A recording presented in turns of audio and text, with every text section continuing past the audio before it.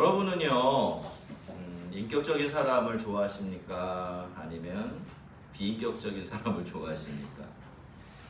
질문을 드리면서도 이게 질문이 되나 싶은데요. 이 세상에 비인격적인 사람을 더 좋아하는 사람은 단 한 사람도 없기 때문이죠. 인격적이다라는 말이 무슨 의미인지 좀 생각을 해봤습니다. 여러분, 이런 인격적이라는 말은 그 사람이 일방적이지 않다라는 뜻이죠. 그래서 대화가 되고 설득이 가능하며 또 상대방을 하나의 인격체로서 존중할 줄 안다라는 의미입니다. 그래서 사람을 함부로 가볍게 대하고 무시하지 않는다라는 뜻도 되지요. 이렇게 인격적인 사람은요, 자기중심적이지 않습니다. 그렇기 때문에 누구나 인격적인 것을 더 좋아하고 인격적인 사람이 자기 곁에 있어주기를 바라는 거겠죠. 제가 오늘 이렇게 인격적이라는 단어를 생각하는 일로 설교를 시작하는 것은 제가 여러분에게 우리 하나님이 인격적인 분이시다라는 사실을 말씀드리고 싶었기 때문입니다. 지난주에 살펴본 것처럼 여호와 하나님은 절대적인 분이세요. 그래서 하나님은 무슨 설명이 필요가 없으십니다. 그저 나는 나야 라고 한마디만 하시면 충분한 그런 분이시죠. 그래서 원래는 하나님께서 누군가를 보내시고 그에게 어떤 일을 맡기실 때는 절대로 상의할 필요가 없습니다. 그냥 이렇게 부르셔서 너 이 일을 해, 이렇게 말씀만 하시면 끝나는 거죠. 누구도 그 일에 대해서 뭐라고 할 말이 없는 겁니다. 적어도 하나님을 알고 믿는 사람이라면 말이죠. 근데 여러분, 하나님은 그렇게 하질 않으시죠. 저의 경우만 돌아봐도 그랬던 것 같습니다. 하나님께서 저를 목회자로 부르셨을 때 제가 너무 믿음이 좋았기 때문에 처음부터 아멘 이런 게 아니에요. 그럴 수가 없었어요. 저를 알고 이 일을 어렴풋이나마 이해하고 있었기 때문입니다. 근데 하나님께서는 선뜻 그렇게 하겠다라고 대답하지 않고 뭉기적거리는 저를 오랫동안 기다려 주셨습니다. 그리고 여러모로 정말 다각도로 저를 설득하셨어요.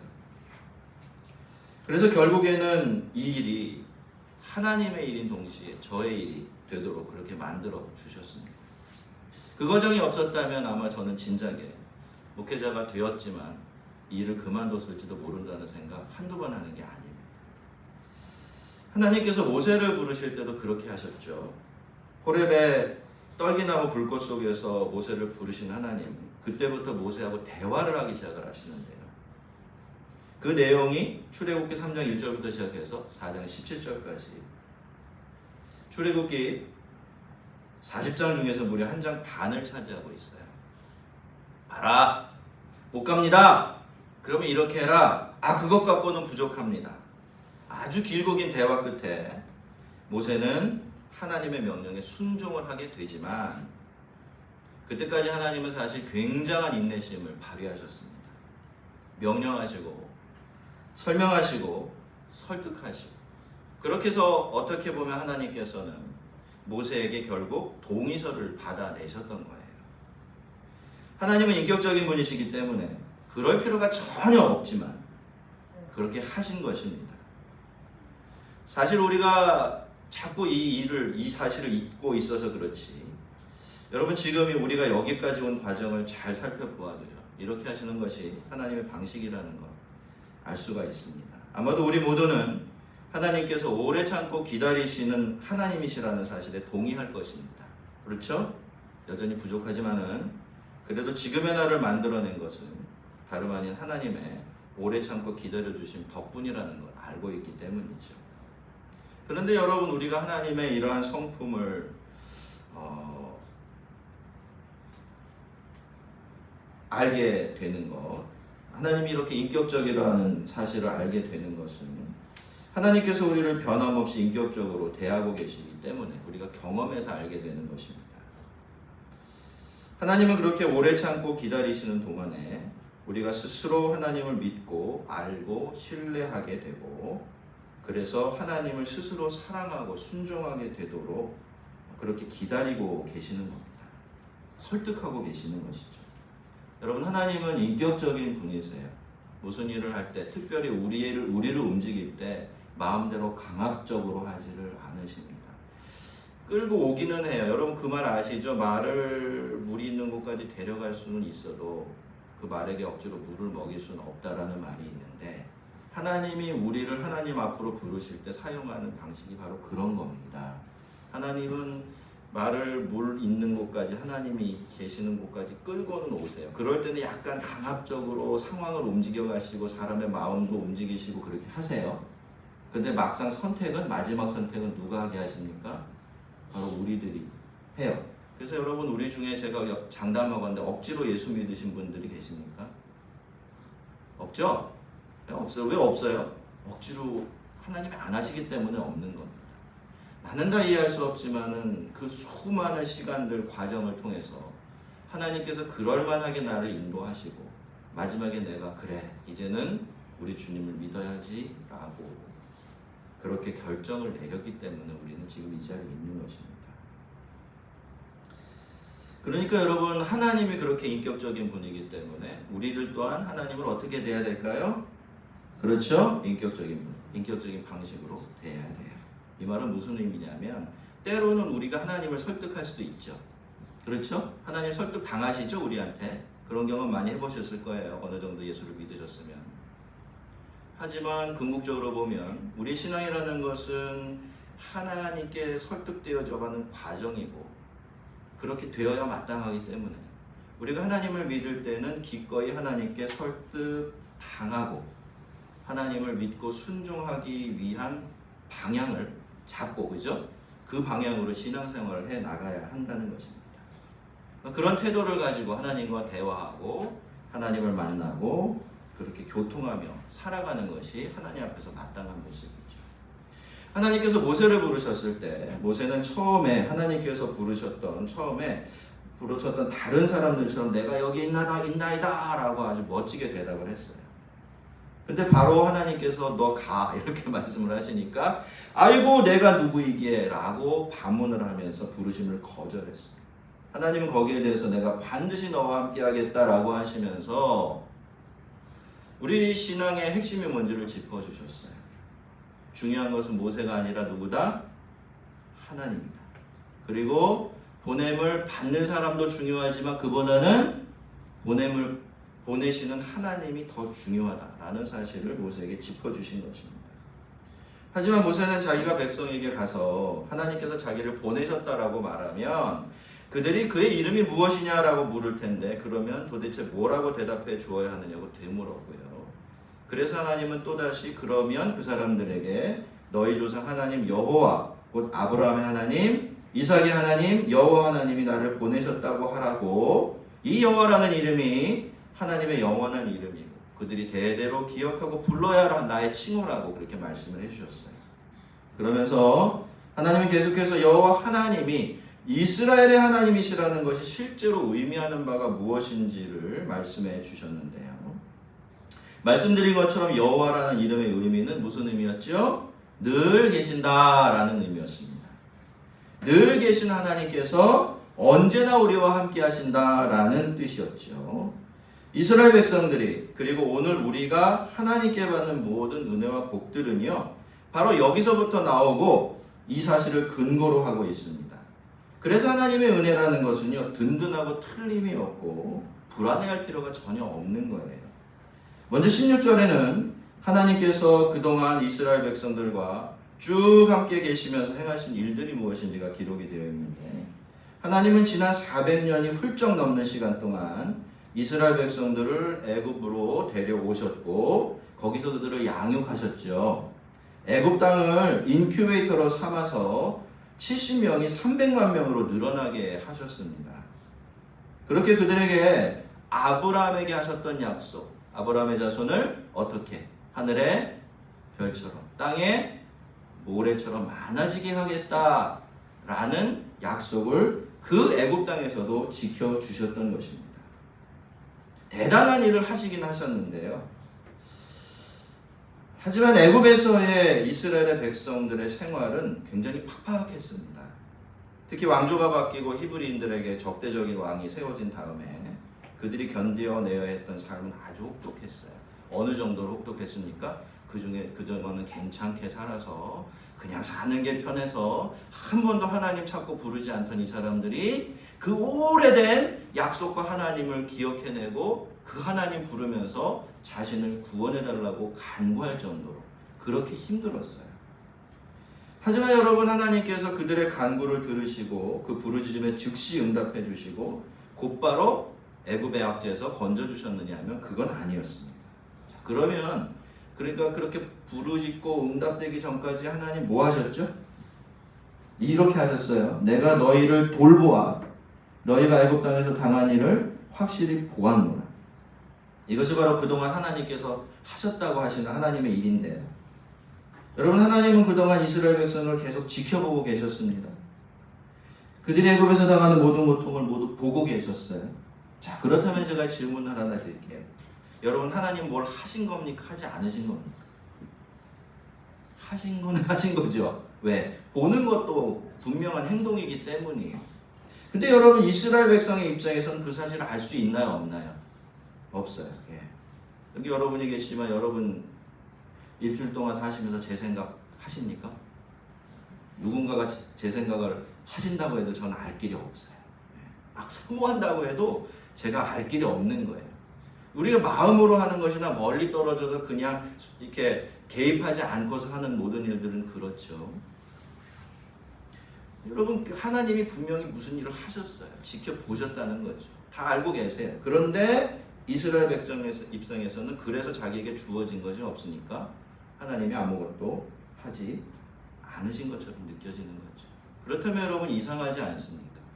왜 하나님은 이스라엘 백성들을 그렇게 사랑하신다고 하시고 또 그럴 만한 능력이 충분한데도 불구하고 왜 그들을 그렇게 지켜보고만 계셨던 것일까요? 왜 때로는 우리에게도 그렇게 하셔서 그것 때문에 우리가 하나님이 나를 사랑하지 않으신다고, 하나님은 도대체 내가 어떻게 사는지 관심이 없으시다고 그렇게 하나님을 의심하게 만드는 것일까요? 설명이 좀 필요하긴 하지만요, 그 이유는 17절과 18절에 나와요. 내가 말하였거니와 내가 애굽의 고난 중에서 인도하여 내어 적과 꿀이 흐르는 땅 곧 가나안 족속, 헷 족속, 아모리 족속, 브리스 족속, 히위 족속, 여부스 족속의 땅으로 올라가게 하리라 하셨다 하면 그들이 내 말을 들으리니. 여러분, 듣기에는 너무 좋고 은혜롭지만 현실적으로 보면 실현 가능성이 굉장히 희박한 이야기예요. 어떻게 노예가 되어버린 히브리인들이 애굽에서 무사히 빠져나올 수가 있겠고, 그렇게 빠져나온다고 한들 이미 기라성 같은 가나안 족속들이 털을 든든히 잡고 살아가고 있는 그 땅에 들어가서 그 땅을 자기 땅으로 차지하고 살아갈 수가 있겠습니까? 그런데 여러분, 하나님께서는 모세에게 그렇게 말씀하신 거예요. 네가 가서 이스라엘 장로들을 모아서 이렇게 말하면 그들이 너희 말을 믿고 너를 따를 것이다 라고 말이죠. 그렇다면 하나님은 도대체 뭘 근거로 해서 이스라엘 백성들이 모세가 그렇게 말하기만 하면 다 믿을 거고 너를 따를 거라고 그렇게 말씀하셨던 것일까? 그건 이런 이유예요. 여러분, 지금 고통이 심해지고 고난이 깊어져요. 그래서 이스라엘 백성들은 하나님을 기억하고 하나님께 부르짖기 시작했어요. 그 고난과 핍박에서 자기를 건져주시고 약속하신 대로 이제는 자기들 좀 구원해달라고 마음을 쏟아서 하나님께 기도하기 시작을 한 것입니다. 자, 그런 끝에 하나님께서 모세를 보내셨고요.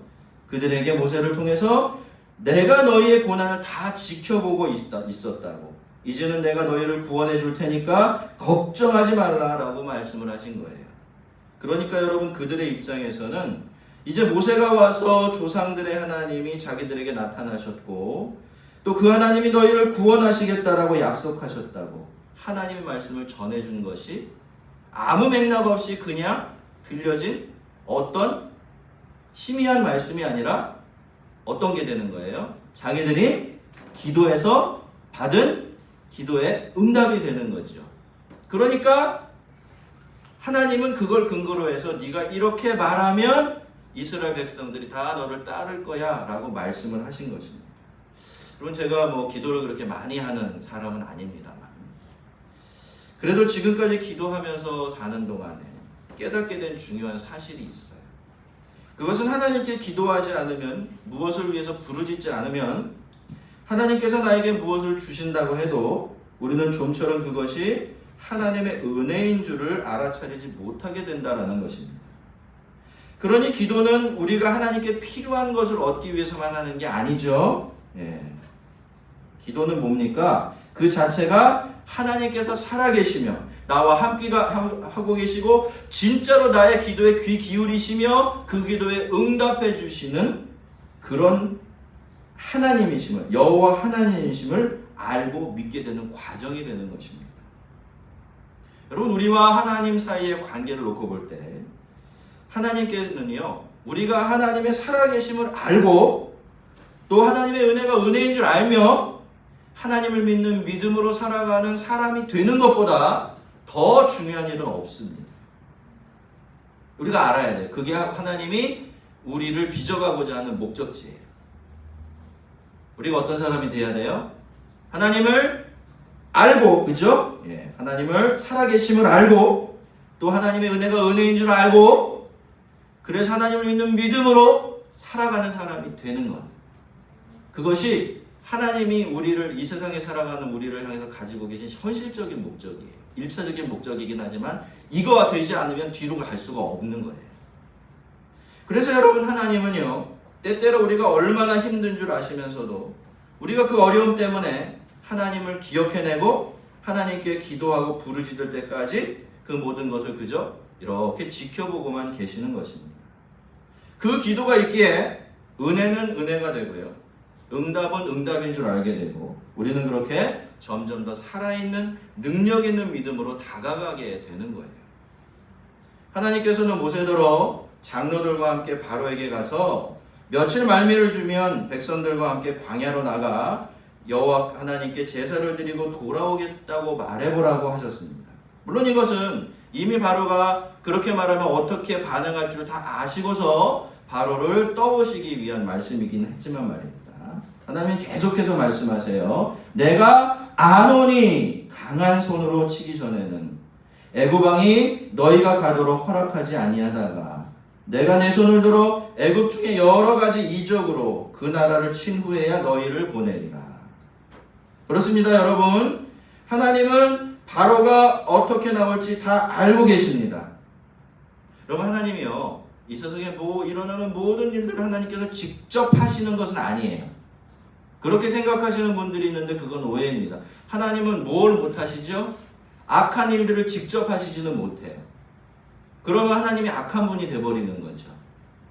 하지만 그럼에도 불구하고 하나님은 모든 일들을 다 알고 계시고 그 모든 일들을 자기 마음대로 컨트롤 하시긴 하십니다. 믿습니까? 우리가 이 사실을 늘 기억해야 되는 거예요. 그래서 여러분, 바로가 앞으로 취할 행동 때문에 이스라엘을 구원하시려는 하나님의 계획이 바뀌거나 틀어지고 실패로 돌아갈 일은 있다 없다, 전혀 없어지게 되는 거죠.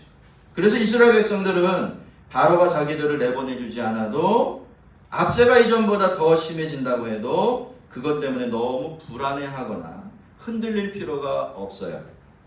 낙심하거나 하나님을 원망할 필요도 없는 겁니다. 그것은 모세도 마찬가지예요. 모세가 앞으로 쉬운 길을 가지 않습니다. 그러나 모세는 뭘만 붙들면 돼요? 하나님께서 반드시 나를 통해 이스라엘 백성들을 애굽에서 구원하실 것이고 약속의 땅으로 인도하실 거야 라는 것만 믿고 있으면 그 중간에는 그저 과정이죠. 왜 그렇습니까? 모두가 다 하나님께서 알고 계세요. 그리고 하나님이 다 계산에 넣어놓고 계신 겁니다. 성도 여러분, 우리 눈앞에 바로가 버티고 있고 우리가 가려는 곳에 가나안 족속들이 이미 진을 치고 있다고 하더라도 우리는 반드시 약속의 땅에 들어가게 되어 있습니다. 하나님께서 우리를 데려가시고자 하시는 그 지점까지 우리는 가게 되어 있어요. 그때까지는 무슨 일이 있고 어떤 사건이 일어나도 모두 다 하나님이 알고 계신 하나님의 손안에 있는 일들이에요. 딱 한 가지 조건만 만족되면 돼요. 그게 뭐냐면 우리 자신이 포기하지만 않으면 돼요. 여러분, 신앙이라는 건 하나님의 의지와 인간의 의지가 만나서 생겨나는 작품이에요. 그러니까 하나님이 우리를 막 끌고 가시고 좋은 곳으로 데려가시는데 우리가 안 가겠다고 발버둥치고 고집을 부리면 어떻게 될까요? 그래도 하나님은 자동적으로 저절로 거기까지 우리를 완벽하게 데려다 놓으실까요? 그런 이야기는 아닙니다. 거기엔 뭐가 전제되어 있어야 돼요? 내가 힘들고 어렵지만 그러한 하나님의 계획과 뜻을, 선하신 뜻을 알고 거기에 최선을 다해 순종할 때 라고 하는 조건이 붙어 있어요. 그래서 신학자들은 그렇게 이야기해요. 인간의 구원이라는 것은 100% 하나님의 은혜와 100% 인간의 자유의지의 작품이다라고 말하죠. 여러분, 신앙을 발전시키고 더 성숙시켜 나가려면 이 두 가지를 분명히 이해하고 있어야 돼요. 철저히 은혜에 의지해야 되지만 나 자신이 그 은혜의 기회를 따라가는 일을 포기하면 안 된다라는 겁니다. 저절로라는 것은 신앙의 세계에 없어요. 그렇게 되면 우리의 신앙은 인격이 인격을 대하는 일이 아니라 비인격과 비인격의 만남이 될 수밖에 없기 때문에 그런 것이죠. 여러분, 우리도 늘 명심해야 됩니다. 우리가 그렇게 하나님의 뒤를 따라가기만 하면 우리 하나님이 우리를 데려다 놓으시는 그곳으로 늘 가게 돼 있어요. 그것만큼은 우리가 확실히 알아야 됩니다. 그리고 여러분, 때로 하나님께서 바로처럼 악한 자들이 더 악하게 설쳐되도록 내버려 두시고 그런 사람들 때문에 세상이 어지럽혀지고 고통을 당하도록 내버려 두시는 것은요, 하나님께서 힘이 없고 능력이 없으셔서 그러시는 것이 아니에요. 그것이 바로 악한 자들을 다루시고 이 세상의 악을 심판하신 하나님의 방식이에요. 여러분, 악한 자들의 특징이 무엇입니까? 악한 자들은 그냥 내버려 두면 더 악해지고 더 못되져요. 맞습니까? 그래요, 여러분. 그렇습니다. 가끔씩 개과천선하는 악인들도 있지만 그건 가물에 콩나듯이 찾아보기 쉽지 않은 일이죠. 그런데 그 과정에서 여러분, 그 악한 사람들은 자기도 모르게 자기가 얼마나 악한지를 고스란히 드러내게 돼 있어요. 언젠가는 그 사실이 온 천하에 드러나게 되죠. 하나님은 그렇게 그를 부끄럽게 하시고 또 심판하시는 것입니다. 안 그런 것 같죠? 안 그런 것 같지만 그렇습니다. 그렇게 되게 돼 있죠. 그럼에도 불구하고 잘 먹고 잘 사는 악인들이 얼마든지 있는 것은 그들을 기다리고 있는 것이 따로 있기 때문이에요. 여러분, 그들에게는 마지막 심판이 기다리고 있습니다. 여러분, 아시는 하나님은 다 알고 계시기 때문에 우리를 구원하십니다. 그리고 아시는 하나님은 다 알고 계시기 때문에 악인의 악행들을 심판하세요. 우리 하나님은 그런 분이십니다. 하나님께서는 결국엔 이스라엘 백성들이 애굽에서 나가게 될 것이다 라고 하셨어요. 하지만 여러분, 이것이 하나님께서 이스라엘 백성들의 약속하신 구원의 전부는 아니었어요. 21절과 22절에서 하나님은 또 이렇게 말씀하셨습니다. 내가 애굽 사람으로 이 백성에게 은혜를 입게 할지라 너희가 나갈 때 빈손으로 가지 아니하리니 여인들은 모두 그 이웃 사람과 및 자기 집에 거류하는 여인에게 은폐물과 금폐물과 의복을 구하여 너희의 자녀를 꾸미라. 너희는 애굽 사람의 물품을 취하리라. 너희는 애굽 사람의 물품을 취하리라. 성도 여러분, 이것이요, 하나님께서 하나님의 백성들을 돌아보시고 그들을 구원하실 때, 그 일이 이루어질 때 일어나는 일들입니다. 그러니 우리가 당장 눈앞의 일만 보고 그 조건이 만들어낼 당장의 결과, 논리적인 결과만 생각하면서 무언가를 하고 안 하고 가치를 평가하려고 하는 것은 얼마나 근시안적인 일인지 몰라요.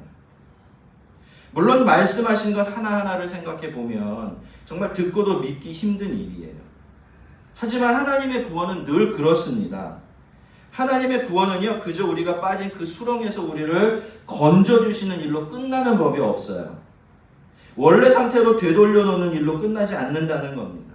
여러분, 하나님의 구원은요, 언제나 원상복귀 그 이상입니다. 그래서 하나님의 구원은 언제나 우리가 기대하는 것 이상의 일이 돼요. 자, 오늘 우리 찬양대가 아주 은혜로운, 우리가 너무 사랑하는 찬양을 불렀어요. 중간에 어떤 가사가 있죠? 더욱 응답하시라. 왜 하나님은 더욱 응답하시죠? 왜 밥을 달라고 그러면 스테이크를 주시죠? 네? 왜 한 끼를 달라고 그러면 한 달치를 주시나요? 안 주셨어요? 왜 발뺌하세요? 왜 그러시죠? 하나님이 은혜 위에 은혜를 베푸시는 분이시기 때문에 그래요. 여러분, 하나님이 우리가 그 깊은 수렁에 빠져서 하나님께 구원해달라고 소리치고 간구하면 하나님이 우리를 구원해 주시나요? 예, 일반적인 경우에는 구원해 주십니다. 특별한 목적이 없을 때는 그냥 그렇게 믿으시면 돼요. 우리가 부르짖으면 하나님이 들으시고 응답하십니다. 우리를 건져 주시는데 그냥 건져서 여기 탁 올려놓고 이제부터 네 맘대로 살아, 이렇게 하시지 않는다는 거예요. 빠졌을 때보다 건졌을 때가 훨씬 더 훌륭한 상태가 되죠. 그죠? 더 많은 선물을 받아 누리도록 그렇게 만드신다라는 것입니다. 왜? 하나님은 은혜 위에 은혜를 베푸시는, 은혜에 충만하신, 풍성하신 하나님이시기 때문에 그렇습니다. 자, 오늘은 모세를 부르시는 하나님의 그 말씀을 통해서 우리가 믿고 섬기는 하나님이 어떤 하나님이신지를 몇 가지로 좀 살펴보았는데, 성도 여러분, 지금 우리가 뭘 살펴본 거죠? 하나님이 하나님 자신에 대해서 하시는 말씀을 살펴봤어요. 성경에 그런 이야기가 수없이 많이 나와요. 왜 그럴까요? 여러분, 왜 하나님은 성경에서 하나님 자신에 대해서 그렇게 많이 말씀하고 계실까요? 그 이유를 역으로 추적해보면 거기에 그런 뜻이 있습니다. 그만큼 하나님이 우리가 하나님을 제대로 알고 더 많이 알기를 바라시기 때문이에요. 첫째로 여러분, 우리 하나님은 인격적인 하나님이십니다. 그렇죠? 그래서 언제나 우리를 인격적으로 대하세요. 말씀하시고 설명하시고 밀당도 하시고 충분히 설득하셔서 우리가 하나님을 기쁘게 따르고 섬기게 하시죠. 자, 그래서 둘째로 하나님은 우리에게 은혜를 베푸시고 구원하실 때 우리가 하나님을 찾을 때까지 기다리실 때가 많습니다. 그렇게 우리가 은혜가 은혜인 줄 알게 될 때 우리의 믿음은 더 확실하게 설득당한 믿음이 된다는 것 알고 계시기 때문이에요. 그래서 여러분, 뭐가 중요하다고요? 기도가 우리의 신앙에 있어서 그렇게 중요한 것입니다. 자, 그리고 세 번째로 하나님은 모든 것을 다 알고 계십니다.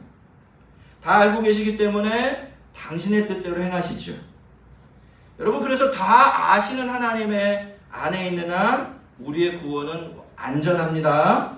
자, 그리고 마지막으로 하나님의 구원은 언제나 우리가 기대하는 것 이상이에요. 자, 하나님의 구원이 우리에게 임할 때 우리는 곤경에서 건짐을 받을 뿐만이 아니라 우리가 기대치 못했던 선물들을 많이 받게 되는 것입니다. 여러분, 누구도 하나님을 충분히 알 수 있는 사람은 없어요. 그래서 그 누구도 나는 하나님을 충분히 누리고 있다라고 자신할 수 있는 사람도 없죠. 하지만 여러분, 그럼에도 불구하고 아는 만큼 누릴 수 있고 믿는 만큼 누릴 수 있는 분이 하나님이시라는 사실만큼은 전혀 변하지 않습니다. 여러분, 왜 우리가 하나님을 풍성히 누리지 못해요? 왜 하나님이 얼마나 은혜롭고 놀라운 분이신지를 날마다 경험하지 못합니까? 데이터베이스가 없어서 그래요. 하나님을 모르기 때문에. 여러분, 모르고 당하는 일은 가치를 알 수가 없어요. 그렇죠? 그게 그것인지를 잘 알아차릴 수도 없어요. 그렇기 때문에 그런 겁니다. 그냥 흘러보내. 하나님은 끊임없이 동일한 은혜로 우리에게 부어주고 계시는지도 몰라요. 근데 우리가 하나님의 그런 은혜들을 말씀과 경험에 입각해서 해석해낼 수 있는 능력이 부족하니까 그 수많은 은혜들을 그냥 흘려보내게 되는 것이죠. 마치 우리가 어렸을 때, 철이 없을 때 아버지가 어머니가 우리를 얼마나 사랑하는지 몰라서 그 수많은 사랑을 사랑인 줄도 모르고 흘려보낸 것처럼 말입니다. 여러분, 하나님을 늘 더 많이 알아가시기를 바랍니다. 그분과 더 깊고 풍성한 인격적인 교제와 교통 가운데 살아가시고, 여러분, 우리 신앙은요, 인격과 인격 사이에 교통이 되고 설득이 되어질 때 그때 참으로 풍성하고 힘이 있어지게 됩니다. 우리 인생과 신앙생활이 모세 하나님과 이스라엘 하나님이 나의 하나님 되고 우리 하나님 되어져 가시는 그런 복된 과정이 되기를 주의 이름으로 축원합니다. 우리 같이 한번 기도하겠습니다.